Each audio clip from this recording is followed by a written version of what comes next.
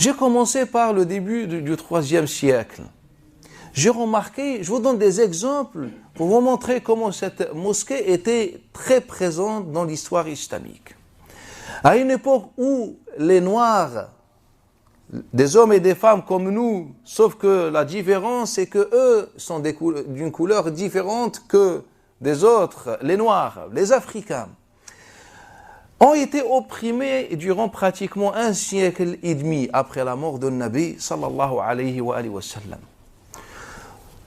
Et en étudiant l'histoire de cette communauté, je me suis rendu compte qu'ils étaient très présents dans cette mosquée. Et que la première rencontre qui va pousser des hommes et des femmes de cette couleur à se révolter contre l'injustice au nom de l'islam, c'était une injustice au nom de l'islam. Le prétexte que les gouverneurs à l'époque utilisaient, c'était l'islam. Car le patrimoine islamique n'est pas resté à l'abri des empreintes humaines.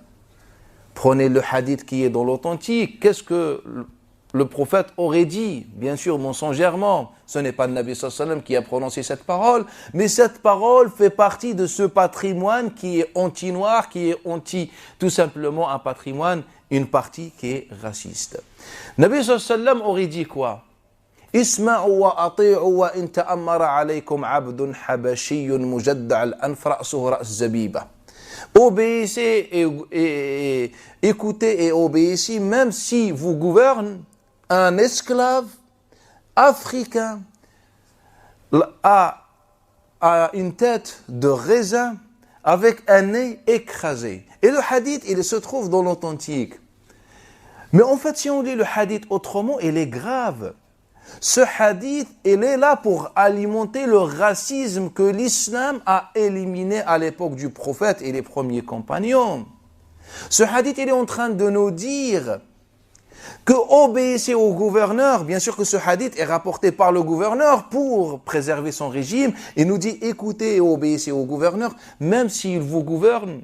Un Africain noir a une tête de raisin. C'est que ce hadith, indirectement, il est en train de nous dire, les Noirs, généralement, sont pas beaux, contrairement à nous, les Arabes.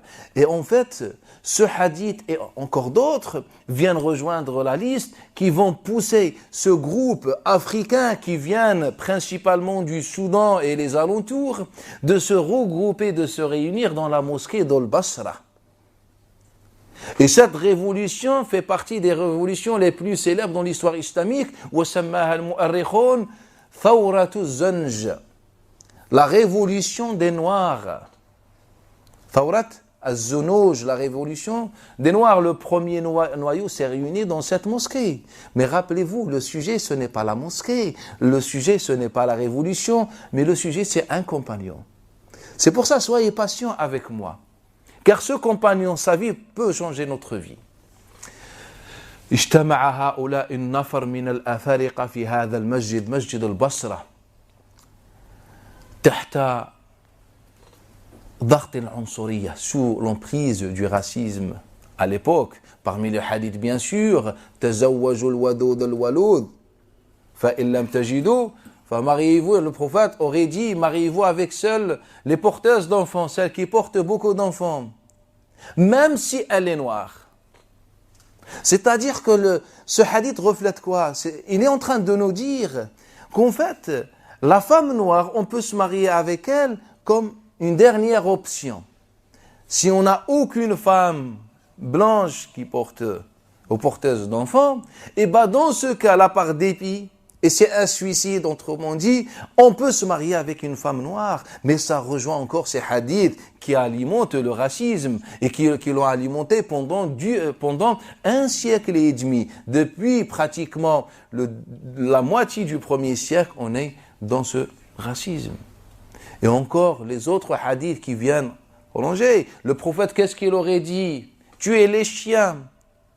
Et le hadith se trouve toujours dans l'authentique. Mais de quel chien parle-t-il? Il nous dit, dans le hadith qui est dans l'authentique, Abu Zubayr d'après Jabir, Uqtulul kalb al-aswad al-bahim. Tuez le chien noir. Même dans ce petit détail, on sent encore le racisme. Pourquoi on ne tue pas le chien blanc? Et pourquoi tout d'abord tuer le chien? On n'a pas trouvé le chien présent dans le livre d'Allah. Le prophète ou ses enfants ne possédaient pas de chien. Et pourquoi vous venez nous dire qu'il fallait tuer le chien, mais quel chien, le chien noir, quel le chien blanc, il est encore meilleur? Pourquoi il est blanc? Et donc, dans cette ambiance, un groupe de musulmans se réunit dans la mosquée d'Al-Basra, suivi et non mené, j'insiste sur ce point, suivi et non mené par des gens de Ahl al-Bayt, par des descendants de Nabi, qui vont soutenir et marcher derrière eux.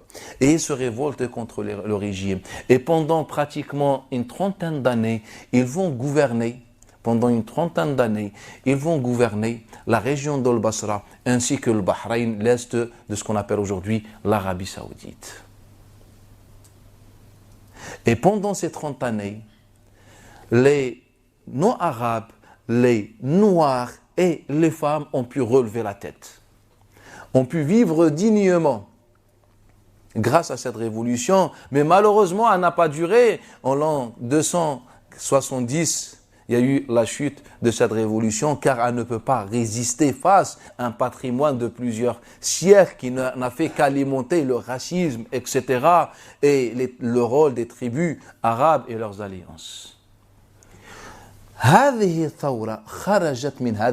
Cette révolution est sortie de cette mosquée. Parmi les grands muftis de ce mouvement, de cette révolution, Mu'alla ibn Asad. Et Mu'alla ibn Asad n'est que le cheikh de al-Bukhari. Mu'alla ibn Asad, c'est le cheikh de l'imam al-Bukhari. Il rapporte d'après lui dans son livre l'authentique. Et par la suite, son petit-fils Ahmad ibn Ibrahim ibn Mu'alla a écrit, a documenté cette révolution, et il a écrit son livre célèbre qui malheureusement a disparu avec le temps, car ce n'est pas un livre qui va nous intéresser. Bien sûr, car ça ne nous arrange pas, car les savants musulmans, malheureusement, une bonne partie, c'est, à condamner cette révolution, car ça arrange pas les Arabes, ça arrange pas les autres races. Et donc, il vient Ahmad ibn Ibrahim, il écrit les chroniques de la révolution. Il vient aussi de Shaymalah, le cheikh, ou la source principale de Tabari dans son livre qui s'appelle Tarikh les Chroniques. Et il va écrire également un livre sur l'histoire de la révolution. Mais aujourd'hui, personne n'entend parler. Pourquoi? Car cette révolution a tellement marqué l'histoire, tellement a relevé des têtes opprimées durant des siècles, on a voulu tout simplement la cacher. On a voulu tout simplement la mettre à l'écart. Mais cette révolution, kharajat min hadha al-masjid, min masjidi al-Basra.